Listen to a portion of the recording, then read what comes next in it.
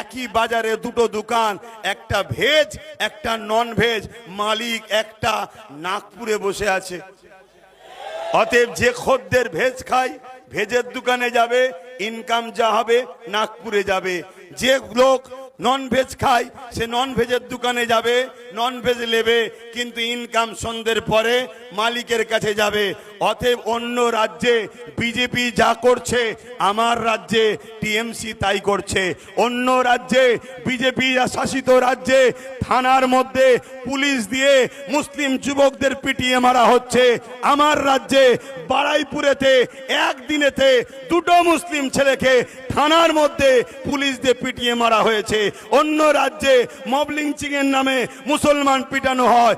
আমার রাজ্যে বাঁকুড়াতে গোরক্ষকের নামে মব লিঞ্চিং এর নামে তাদের পিটিয়ে মারা হয়। আমার কলকাতায় রিকশাওয়ালা গরিব মুসলমান তাকে মব লিঞ্চিং করে পিটানো হয়।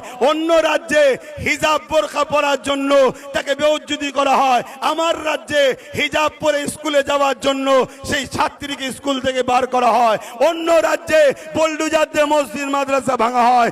আমার রাজ্যে বোল্ডুজার দিয়ে দুর্গাপুরে মাদ্রাসা ভাঙা হয়। অন্য রাজ্যে যা হচ্ছে আমার রাজ্যে তাই হচ্ছে। অন্য রাজ্যে বিজেপি অমুসলিমকে দিয়ে মুসলমানকে মারছে।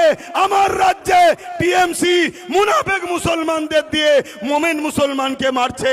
এতে আপনারা একমত না আলাদা? হাত তুলে বলুন একমত না আলাদা? একমত না আলাদা? আব্বাস সিদ্দিকী যে কথাগুলো বলছে সত্য না মিথ্যা? সাক্ষী দেন, সত্য না মিথ্যা?